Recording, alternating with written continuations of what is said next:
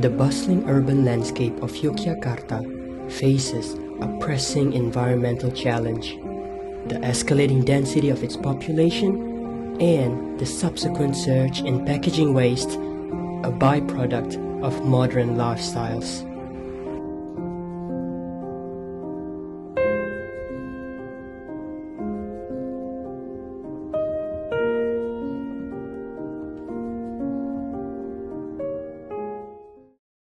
Polemik penutupan tempat pembuangan sampah terpadu Piungan yang menuai kontra hingga berdampak penumpukan sampah di sejumlah sudut kota Yogyakarta. Aku ingin mendengarkan dari sudut pandang suatu organisasi ataupun non-governmental organizations seperti Greenpeace itu sendiri. Kita mengambil studi kasus dari TPA Piungan Yogyakarta, yang dimana seperti aku sudah bilang di WhatsApp juga, TPA ini udah tutup karena over capacity. Greenpeace itu udah tahu belum tentang TPA Piungan Yogyakarta, dan apa pandangan Greenpeace terhadap TPA ini sendiri? Piungan salah satu TPA yang kita lihat salah satu bukti bahwa kegagalan pengolahan sampah di daerah itu ada gitu kan. Karena mengapa gagal ya, karena sistem atau pengolahan sampah secara nasional, strateginya, kebijakannya juga masih belum benar kan gitu. Undang-undang di persampahan kita ya nomor 18 tahun 2008 bilang bahwa harus ada pemilahan, harus dipilah sesuai jenis sampahnya, pengolahan sampah organik dan sebagainya gitu kan. Tapi di tataran pelaksanaan, terus di tataran soal pengawasan itu nggak terjadi gitu loh. Ya mana akhirnya pemerintah daerah yang nggak punya pilihan lain untuk hanya sebatas mengandalkan TPA sebagai satu-satunya pengelolaan sampah di akhir gitu kan. Makanya overload gitu kan. Piungan sebenarnya kan tidak hanya kali ini aja yang overload ya. Bertahun-tahun sebelumnya juga pernah overload gitu loh. Karena tadi ya beban untuk beban masyarakat Jogja besar, pendatangnya banyak, terus sampah organik juga banyak gitu. Makanya sebenarnya ya overload di situ tuh. Dan mau cari lahan lain juga nggak punya lahan lain tuh loh. Mana lagi kan gitu. Makanya bagi kita overload serta masalah TPA Piungan itu hanya sebatas iceberg dan tipnya aja sih sebenarnya. Tapi dibalik itu semua banyak sekali masalah pengolahan sampah, regulasi yang lebih kompleks lagi seperti itu. The Piungan landfill was closed due to overcapacity. Greenpeace is already aware of this issue and recognizes that there has been a failure in waste management at the regional level. This happened because although waste management theories already exist, the lack of government supervision has turned these methods into mere ideals. As a result, local governments rely on final disposal sites as their primary waste management method, which is actually inadequate. The Piungan landfill is also overloaded due to the increasing population of Yogyakarta, which leads to more waste generations. The overload at the Piungan landfill is one problem within a much more complex and broader waste management issue. My name is Keshav Wijaya. I am studying international relations. Hello everyone, my name is Emmanuel Limas Maeswara and I'm currently studying at Public Policy and Management. My name is Nehan and I'm currently studying in Sociology. Hello, my name is Dija. I'm from Social Welfare. I'm currently studying in Communication Science, IUP Universitas Gadjah Mada. Hello everyone, my name is Dendia Tafiti Saputra. I'm majoring in Politics and Government, Visipol UGM. Neighbor, honestly, we also have a system that separates organic and non-organic trash. And so far, my neighborhood is pretty clean. It has a very good waste management system. In my opinion, it is, because if you stroll around Yogyakarta, especially like in the central places, there's a lot of trash. Like in random places, like in streets, and some places, some corners are very, very smelly.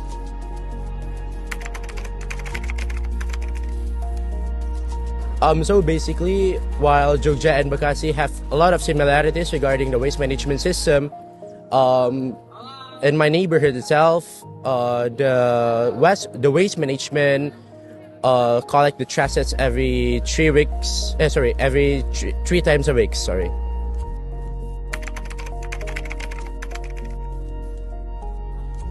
I think it is good for Jogja, but I don't think if it is applied in Jakarta, it would be as efficient as it is here. So I think both are good. I mean, in Jakarta, when you have like thrown out your waste, it will be collected daily. Meanwhile, di sini in Jogja, there's like a specific timeline where the waste disposal garbage truck will get to your house, or like, so it's not like as often as in Jakarta. That's why they need to take care of their own garbage themselves. So maybe it works in here, but I don't think it will work in Jakarta. The first time I arrived in Yogyakarta to test for the first intake of IUP, where I live is quite near to a temporary garbage disposal. I could smell the garbage from reaching into my home. This is from me as closing statement and my hope for waste in Yogyakarta. I hope that waste management in Yogyakarta continues to improve through better facility, stronger regulation, and increased public awareness. Collaboration between the government, communities, and the student is essential to create a cleaner and more sustainable city. Masyarakat juga perlu membangun semacam pressure gitu loh, pressure atau tekanan kepada perusahaan-perusahaan ini supaya memang skema untuk melakukan sirkularitas itu dibuat demikian rupa sehingga masyarakat juga bisa berperan aktif. Jadi harus ada saling keterjalinan antara kebijakan pemerintah, lalu juga antara kebijakan-kebijakan yang terjadi di level korporat, dan juga bagaimana masyarakat itu bisa menyesuaikan diri dengan cara hidup yang sirkular begitu.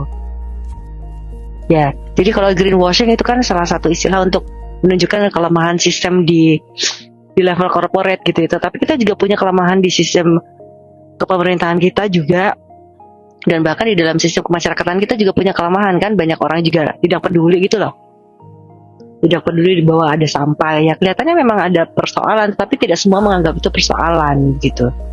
Menurut kami adalah apa penyebab utama dari penutupan daerah lingkungan dan kenapa hal tersebut bisa terjadi. Lalu, apakah terdapat peran dari sektor luar negeri ataupun dalam negeri dalam daerah istimewa Yogyakarta yang mengimpor sampah secara ilegal, atau apakah manajemen pengelolaan sampah di daerah lingkungan yang tidak memadai atau memenuhi standar? Pada tahun 1996, TPA Piungan berada dengan luasan kurang lebih 12,5 hektar dengan 2,5 hektar untuk sarana prasarana, yang 10 hektar untuk penampungan sampah. Ini dari 96 sampai tahun 2023 atau 2024 awal itu sudah tidak memungkinkan untuk penambahan sampah lagi. Nah, di tahun 2022 itu sebenarnya juga sudah ada pengembangan dari yang 12,5 hektar. Ada penambahan luasan tanah yaitu 2,5 hektar. Itu kita sebut TPA transisi. Jadi TPA transisi ada dua, transisi A, transisi B, dan dua-duanya ini luasannya sekitar 2,5 hektar. Nah, dari TPA yang 12,5 hektar ini sudah tidak mampu lagi menampung. Padahal sampah kan nggak mungkin kemudian berhenti ya. Setiap hari kemudian mesti akan ada timbulan terus. Nah, kemudian ada namanya TPA transisi. Kenapa TPA transisi ini ada? Tadinya akan untuk menghantarkan kita membangun sebuah instalasi atau perusahaan untuk pengelola sampah dengan sistem KPBU atau kerjasama dengan badan usaha. kerjasama pemerintah dengan badan usaha KPBU. Namun perjalanannya ini tidak berjalan dengan baik. Akhirnya untuk kerjasama KPBU ini kemudian dihentikan. Nah, transisi atau TPA transisi ini kalau yang 12,5 hektar sudah nggak mampu lagi. Kemudian sampah ini ke TPA transisi. Dan TPA transisi juga sama, lama-lama juga akan penuh kan. Nah, dengan melihat daya tampung, daya dukung yang sudah tidak memungkinkan lagi, kemudian kita ada kajian untuk penutupan TPA nanti secara mungkin permanen ya. Nah, kemudian apakah ada campur tangan dari pihak asing atau pemerintah luar daerah Jogja? Ini tidak ada. Ya, artinya tidak ada impor sampah yang ke Piungan, baik itu asing ataupun luar DIY, tidak ada. Jadi murni TPA Piungan ini hanya untuk sampah-sampah di regional DIY, khususnya Kota Jogja, Kabupaten Sleman, dan Kabupaten Bantul. To analyze this issue from the perspective of international relations, behavioralism emerged and forms the basis of our research. This perspective focused on individuals as primary actors and how their actions shaped the international world. Although various policies have been attempted by the government to overcome the waste problem, individuals play a major role as they are the largest contributors to waste, and their actions, which is littering, have a significant negative impact. The special region of Yogyakarta, and even Indonesia as a whole, should be a place capable of protecting the people, cultures, and the land itself. People's well-being is connected to the well-being of the land itself, which is why it's everyone's responsibility to maintain it.